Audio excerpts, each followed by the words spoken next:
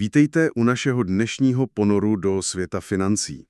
Dnes se podíváme na jednu velice podrobnou analýzu, která nám nabízí úplně jiný pohled na bohatství a nutí nás položit si zásadní otázku. Co když je ten metr, kterým všichni měříme své úspěchy, ať už jde o koruny, eura nebo dolary, co když je od základu prostě vadný? Přesně tak, ta analýza vychází z jednoduché, ale vlastně hrozně silné myšlenky. Představte si, že celé své jmění máte v kostce ledu. Můžete mít velkou, krásnou kostku, ale pokud ji necháte na slunci, tak prostě neustále taje. A naše dnešní peníze se podle autorů chovají přesně takhle.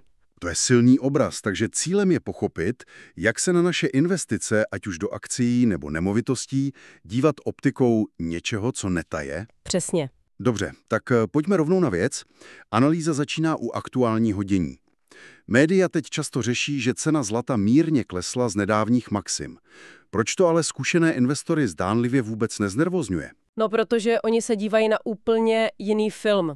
Pro ně ty krátkodobé výkyvy nejsou signál, ale jenom šum. Tento dokument to vysvětluje na rozdílem v myšlení. Zlato pro ně není spekulativní komodita na, řekněme, rychlý zisk. Je to strategické aktivum, pojistka na desítky let dopředu. Dívají se na dekády, ne na dny. Jestli je cena tento týden o pár procent jinde, je pro jejich strategii vlastně nepodstatné. To dává smysl, ale přesto pro běžného člověka je asi těžké ignorovat, když hodnota něčeho, co drží, klesá. Není to přece jenom známka nějaké slabosti?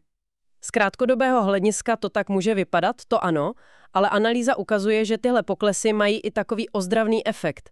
Často se říká, že vytřesou z trhu ty nervózní spekulanty. Ty, co jedou na páku? Přesně tak, ty, co obchodují s velkou finanční pákou a mají nastavené automatické prodejní příkazy. Když tito hráči z trhu odejdou, tak zůstanou ti s dlouhodobou vizí. Pro zdravý a udržitelný růst je to vlastně dobrá zpráva. Celé je to o té filozofii spořit v tom, co hodnotu drží a utrácet to, co jí ztrácí. Rozumím, takže ty denní zprávy jsou jen vlnky na hladině. Ale ta analýza mluví o něčem mnohem větším, co se děje pod povrchem. Používá přirovnání k pohybu tektonických desek. Jaké jsou tedy ty hlavní, ty hluboké posuny, které bychom měli sledovat? Těch signálů je několik a jsou opravdu zásadní. Prvním je dluhová krize. Jen v USA dosahuje vládní dluh nějakých 120% HDP a roční schodky se počítají v bilionech dolarů. To je z matematického hlediska dlouhodobě prostě neudržitelný model. To se nedá splatit.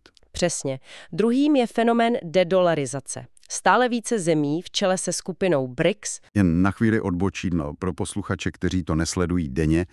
BRICS to je Brazílie, Rusko, Indie, Čína a Jihoafrická republika, tedy to uskupení velkých ekonomik. Přesně, tyto země a mnohé další se aktivně snaží omezit závislost na americkém dolaru v mezinárodním obchodě. A třetí, a to je možná ten nejhmatatelnější signál, ano. Centrální banky. Ty po celém světě nakupují zlato v rekordním tempu. Už několik let po sobě je to přes 1000 tun ročně. Poprvé za posledních 30 let drží centrální banky v součtu více zlata než amerických státních dluhopisů. Počkat, to je docela síla. Instituce, které mají být pilířem současného finančního systému, v tichosti mění americké dluhopisy za tisíce let starý kov.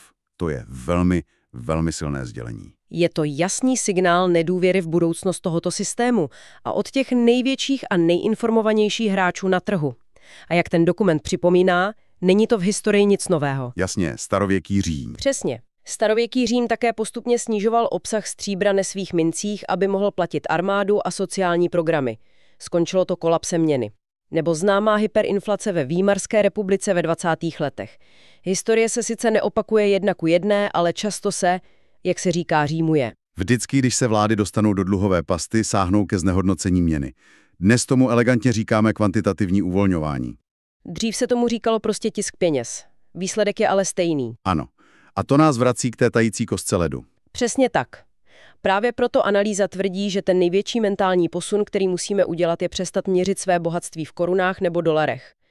Tyto měny jsou navrženy tak, aby postupně ztrácely svou kupní sílu. To je přesně ono. Ta tající kostka ledu je skvělá metafora.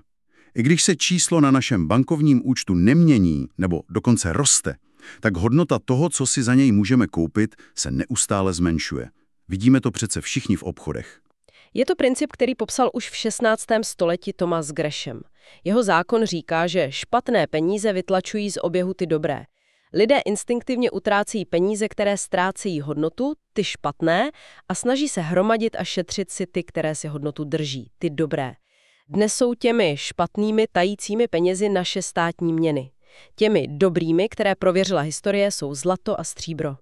A tady se dostáváme k bodu, který mi v té analýze přišel naprosto klíčový a opravdu mi otevřel oči. Tvrdí se v ní, že pokud bychom měřili výkonnost amerického akciového trhu od roku 2000, nikoli v dolarech, ale v uncích zlata, tak ten obrázek by byl úplně jiný. Úplně jiný. Zatímco v dolarech vidíme impozantní růst, ve zlatě by hodnota akciového indexu S&P 500 za posledních více než 20 let v podstatě klesala. To je neuvěřitelné. A co je ještě překvapivější, to samé platí i pro nemovitosti v mnoha západních zemích. Jejich cena vyjádřená ve zlatě buď stagnuje, nebo je dokonce nižší. Moment, to musím zpracovat. To znamená, že ten pocit, že bohatneme, protože naše akcie a domy mají nominálně vyšší cenu v korunách, je vlastně iluze. Je to jen tím, že se nám zmenšuje ten metr, kterým to měříme. Přesně tak. Je to, jako byste měřil výšku stromu pravítkem, které se každý rok o centimetr zkrátí. Budete mít pocit, že strom roste neuvěřitelně rychle, ale je to jen optický klam způsobený vadným měřidlem. Pohled přes zlato tuto iluzi odstraňuje a ukazuje nám realitu kupní síly. Dobře. Pokud se tedy tento velký posun už děje, jak vypadá budoucnost? Směřuje svět k nějaké nové globální měně, která nahradí dolar? Ta analýza naznačuje, že to nebude tak jednoduché. Nesměřujeme k jedné nové měně, ale spíše k multipolárnímu světu s více měnovými bloky. A v tomto novém uspořádání bude zlato hrát klíčovou roli jako neutrální a politické aktivum pro vypořádání mezinárodních obchodů. Je to jediný finanční majetek, který není zároveň ničím dluhem. A do toho ještě vstupují vlády se svými plány na digitální měny. Ano, takzvaná CBDC. Prezidentka Evropské centrální banky nedávno potvrdila, že zavedení digitálního eura se plánuje mezi lety 2026 a 2029. To může znamenat mnohem větší dohled a kontrolu státu nad financemi občanů. V takovém světě se fyzicky držené zlato a stříbro stávají jedním v mála způsobů, jak si zachovat soukromí a autonomii mimo tenhle centralizovaný systém. Když už mluvíme o velkých hráčích, v dokumentu je zmíněn i Michael Burry. To je ten investor z filmu Sázka na nejistotu, který předpověděl hypoteční krizi v roce 2008. Sledovat, co dělají lidé jako on, je vždycky zajímavé. Jakou strategii volí dnes? Jeho strategie je velmi příznačná. Soustředí se na ta nejzákladnější, nejhmotnější aktiva. Vodu, zemědělskou půdu a zlato. A aby toho nebylo málo, nedávno vsadil přes 1,1 miliardy dolarů proti současné bublině v oblasti umělé inteligence, konkrétně proti akciím jako Nvidia. Wow. Když někdo z jeho historií správných předpovědí dělá takové kroky, je dobré minimálně zpozornět. A zřejmě není sám. I velké banky, které byly ke zlatu dříve spíše skeptické, taky mění názor. Ano, to je obrovský posun. Ještě před 10 lety by to bylo nemyslitelné, ale dnes i největší banky jako JP Morgan nebo Goldman Sachs doporučují držet v portfoliu 20 až 25% zlata jako strategickou alokaci. To už není okrajová investice pro pár nadšenců, stává se z toho součást hlavního proudu. Pojďme si to tedy shrnout. Hlavní myšlenka je přestat se soustředit na ten každodenní šum a začít vnímat ty velké dlouhodobé trendy. Jak se píše v závěru analýzy. Nejlepší čas investovat byl včera, druhý nejlepší je dnes. Přesně, a je důležité zdůraznit, že tohle není jen o slepém nákupu zlata. Ta analýza je založena na hlubším pochopení geopolitických a ekonomických souvislostí. Cílem není prodat všechny akcie a nakoupit cihly. Vůbec ne. Cílem je vybudovat robustní portfolio. Přesně. Chytře diverzifikované portfolio, kde mají drahé kovy své pevné a nezastupitelné místo vedle pečlivě vybraných akcií, fondů a dalších aktiv. Takže zlato a stříbro v tomto pohledu nejsou jen pojistka, ale součást promyšlené strategie, která je odolná vůči rizikům a zároveň připravená na růst v nových podmínkách. Ano. Ta analýza poukazuje i na konkrétní odvětví a regiony, které mají v nadcházející dekádě velký růstový potenciál. Nejde o to se schovávat a čekat na krizi, ale aktivně se připravit a využít příležitostí, které tato změna přináší. Je to o nalezení rovnováhy mezi bezpečím a růstem. A to nás přivádí k poslední myšlence, která ve mně po přečtení té analýzy zůstala nejsilněji. Mnoho lidí tyto informace vnímá.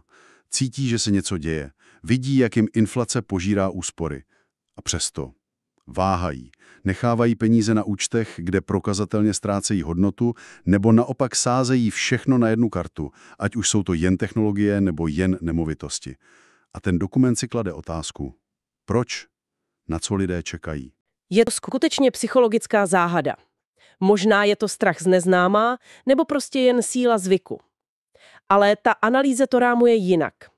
Nejde o to udělat nějaký riskantní nákup. Jde o prostou výměnu. Výměnu nekvalitních tajících peněz za kvalitní pevné peníze, které svou hodnotu prokázaly v průběhu tisíců let historie. Když se na to podíváte takhle, to rozhodování je najednou mnohem jednodušší. Takže ta klíčová otázka, kterou si každý může položit, nezní, mám riskovat a koupit zlato, ale spíše, proč stále držím své úspory v tající kostce ledu, když ji můžu vyměnit za něco pevného. To je myšlenka, která skutečně stojí za zamyšlení. A možná i za čin.